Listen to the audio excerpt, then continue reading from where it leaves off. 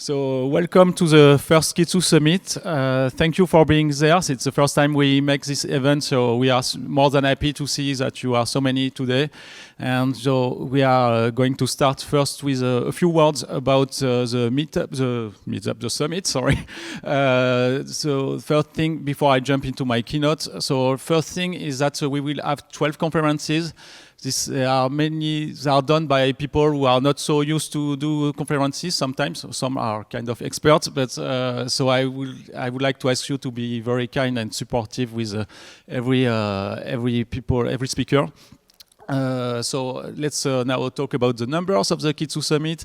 We will have 12 conferences, 2 keynotes.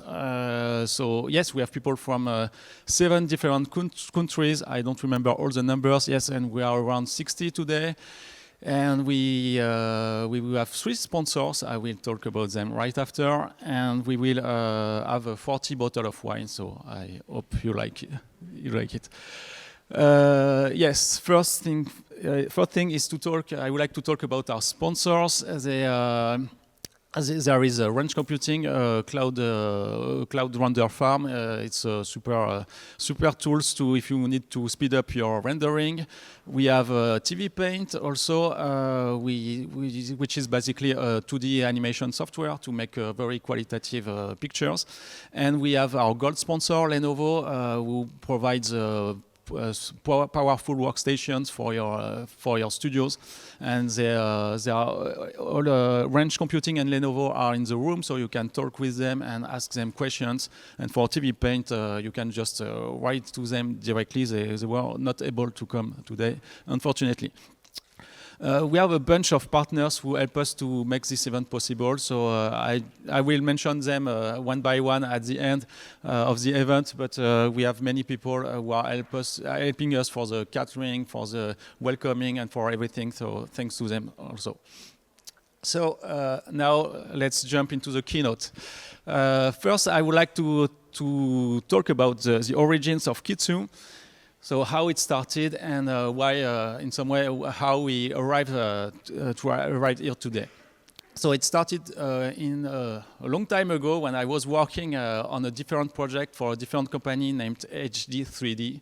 And at that time, we built many collaborative tools for the big French studios. And something we put a lot of effort on was the production tracker.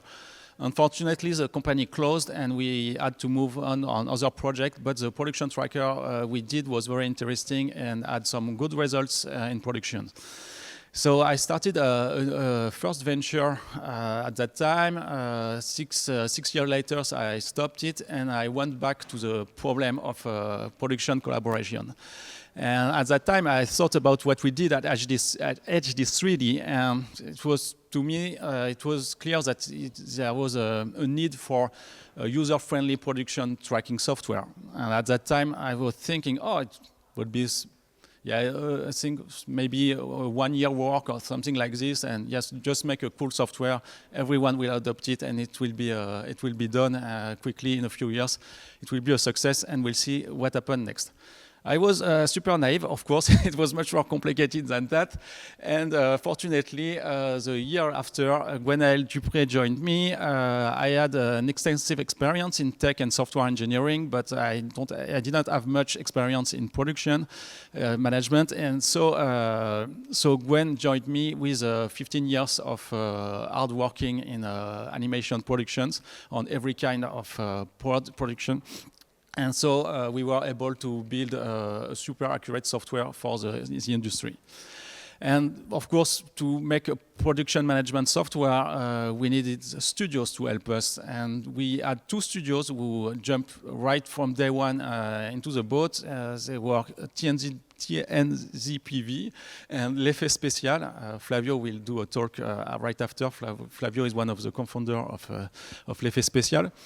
And so, and they, right from the beginning, they accepted, they liked the vision, and they accepted to help us to build an efficient software for the industry. Soon after, we get some 3 studios, maybe more, but they are the names that came to my mind. There was Miu, MATLAB, and FOST. Sorry, there is some technical problem, and they joined us, and we were able to make things even more accurate.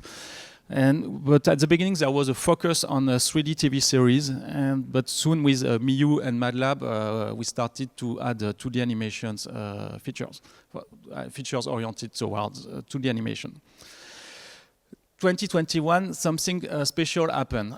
We met the Blender team, especially Ton and Francesco. Ton introduced us to the Blender missions, which can be summed up by the freedom to create. And so it resonated with us, and we understood that Kitsu go beyond improving collaboration in studios. By allowing small teams to achieve complex projects, basically feature films, TV series, it allowed the emergence of new narratives. And it was something important to us because we love Disney storytelling, but we like to have different stories. So that was a big shift for us because our mission extended.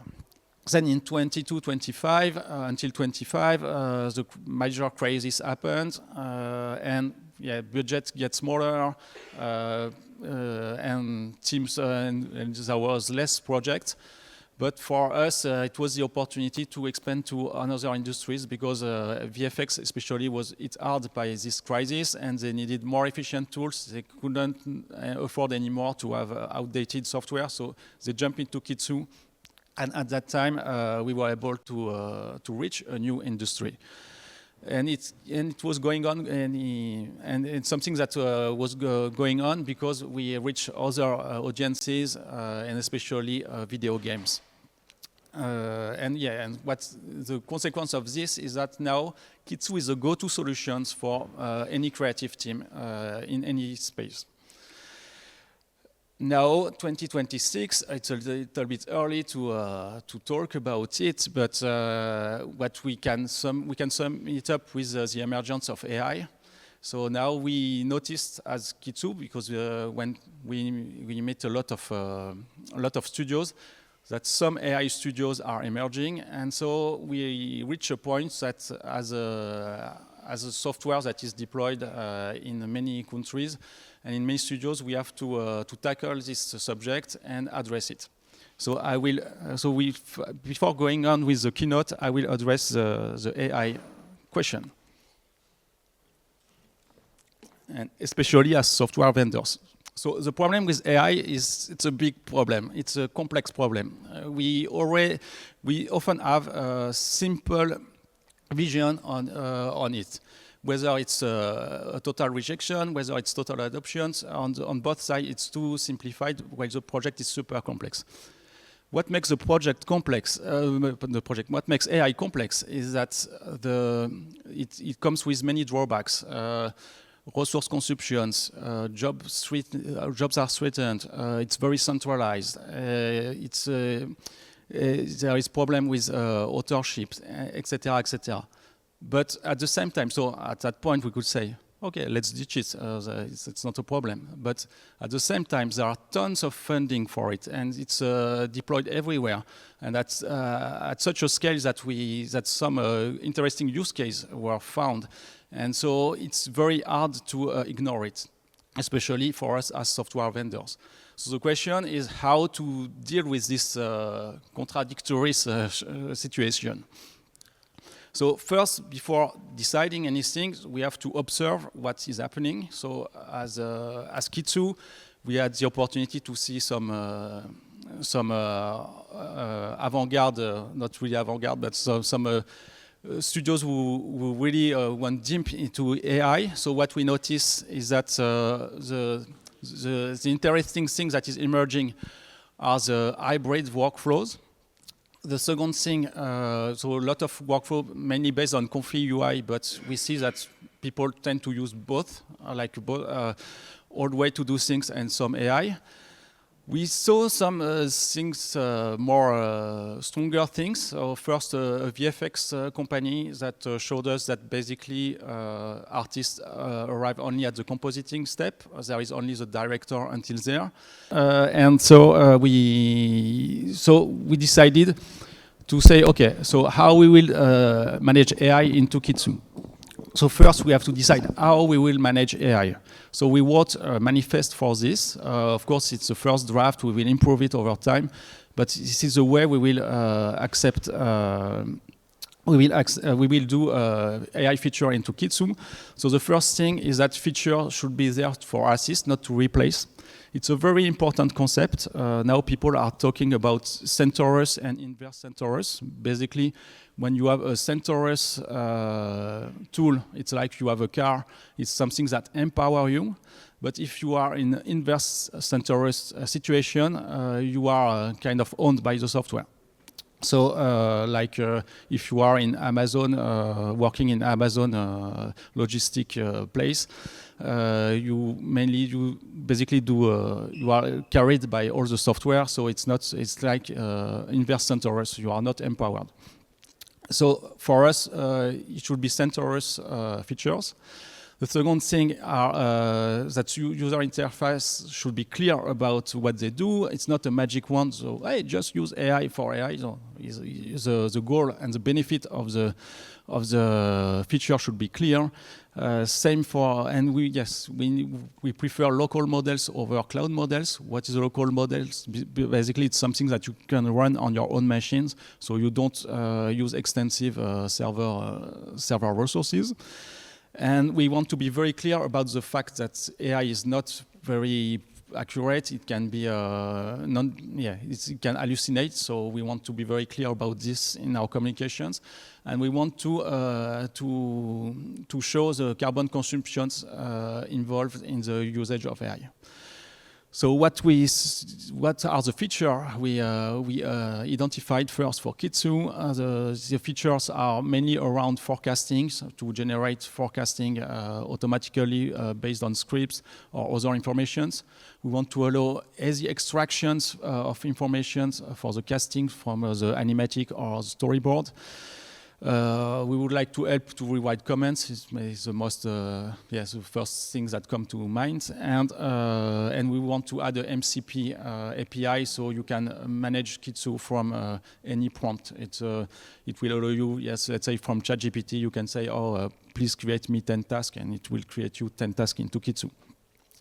The big topic is, will you add picture gen AI? We want to be the last movers on this aspect, and ideally never touch to this. That's it for AI. So now, for us, it was important to address this point because we, as a software vendor, everyone asks us what we are going to do about this. So now I think it's clearer. Now let's go back to Kitsu. So the state of Kitsu. Where we are at now, there are more than 15,000 professionals using Kitsu every day, so that's a big win for us. We have a real impact in the industry, and we help many people everywhere in the world, so we are super happy. 35 countries use Kitsu. It's maybe a little bit more, but we have people from everywhere. And they use it extensively. They are not just active, they use it like crazy. We have tons of comments, millions of reviews. It's beautiful. And there are around 400 studios using it, we guess, because we have many self-hosted installations. We manage a little bit more than 100 setups, but we identified a little bit more than 300 self-hosted setups. Now let's talk about pictures. I talked about the emergence of new narratives, so it's something that is already happening. So we helped some great movies to be made. We have Flow, where Kitsu was used on the animation. So no need to say how crazy that a movie with such a small budget made such a great success. There is another movie with a lot of success, Arco, which was a first movie for for the which was a first movie. The Audrey, we will do a talk later in the summit. Has a lot of experience in managing productions, but for the studio it was their first feature film, and we helped them achieve their vision. There was 27. It's a short movie by Miyu, but they won the Palme d'Or, and it's same. The topic is different from what we have usually, and it was great that they were able to do all what they wanted for the movie. We have some very basic but fun, beautiful, more just fun TV series too. Like here it's Seven Bears by Folivari and Xilam. And there are some, this was a 2D animation features called La plus précieuse des marchandises, and the team told me, thank you, without Kitsu we wouldn't have been able to finish the job.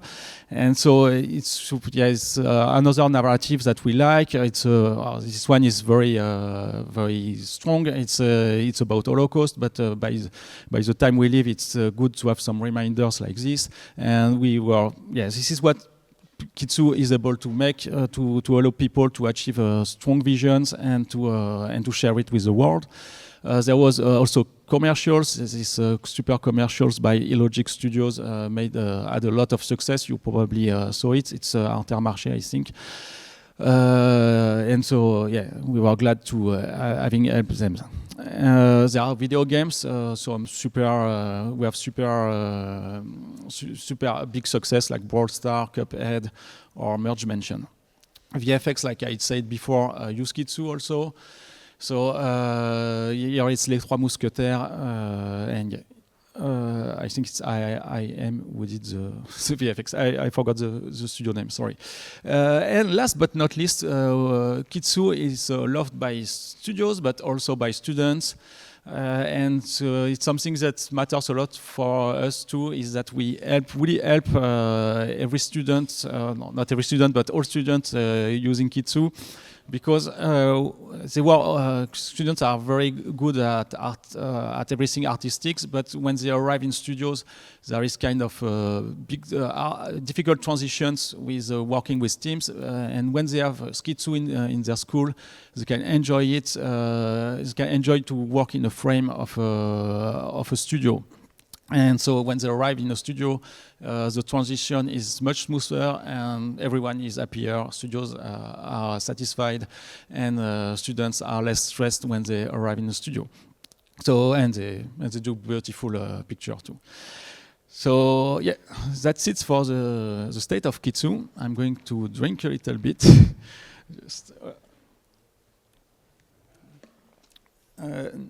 Okay, so we took the time to talk about the origin of Kitsu. We spent a little bit of time talking about AI. We saw the state of Kitsu, but now it's time to dream a little bit and to go beyond and to see what we could do in the upcoming decades. So the first thing is to go to the root of what we do, and there was something new with Gen AI, is that when it arrived, it was promoted like a replacement for artists. At the point where we were thinking, is art a problem? Is it a problem to solve? And well, for some situations, yes. If you promote hate speech, if you promote dictatorship, if you promote unique thinking, art may be a problem. But at the same time, what we observe is that the humanity faced the biggest challenge ever. Climate change, geopolitical crisis, resource limit, to name a few. And to tackle this, individual intelligence will not be enough. We need collective intelligence at its maximum. And for that, we need to be able to connect each other. And how we connect to each other, we use our empathy. And how do we have empathy? It's simply how we relate to someone. When someone will tell us that he lives a joyful situation or painful situation, we will just relate to what we lived or what our friends lived. But most of the time, we relate to something that we saw in a painting, or that we read in a book, or that we saw in a movie. Because movies can really make us live almost live the same situation that someone lived already. And so we think that artists will help us to connect each other. So for us, art is the solution, or at least it's part of the solutions. And this is something we want at Kitsu, we want to support as much as possible. And what we are building basically is a technical layer that will support artists all over the world to work together and to create beautiful piece of art that will help us to connect each other. And so for that, we imagine 3 layers. So the first one is already there. So it's simply Kitsu instances that you already use in your studio that can already be connected each other. Then we will do a second layer, which is around file management, basically. So maybe we'll do it with some partners or we'll do it ourselves, but we want to make sure that it's super easy to manage files for artists and to share them.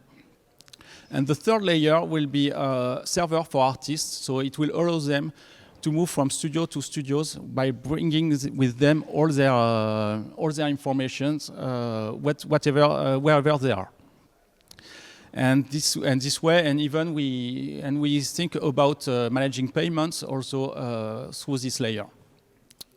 And this way, it will be much easier for studio to discover artists and to work and artists to discover studios. So I talked about the technical way it will work. So what will be the change for the community? It will be so for artists. So artists and studios will be able to discover each other very easily. They will still be able. It's still available, but teams will be able to collaborate super easily and be super efficient. And there will be no technical overhead to work together as a team. So there you can say, oh, okay, it's another big tech stack that is not so interesting, that won't solve the problem mentioned before. Yes and no, because we will do it a different way. First, for us, it will be mainly free and open source software. It will be decentralized, so you will be able to move your server, the software layer on your own servers. We will keep this idea of making things user-friendly. Artists will always be there, so they need to have efficient UI. And yes, we will keep our business model fair, so to make sure that we can still, all over the time, we can still work together. So now to conclude this keynote, I would like to sum up our mission. So we started with improving daily collaborations. Then naturally it became the mission where we enable broader narratives. And now we are going to support artists to connect the world. To say it in one sentence, artists are superheroes who will save the world, and we are building them hero suites. Thank you for being part of it.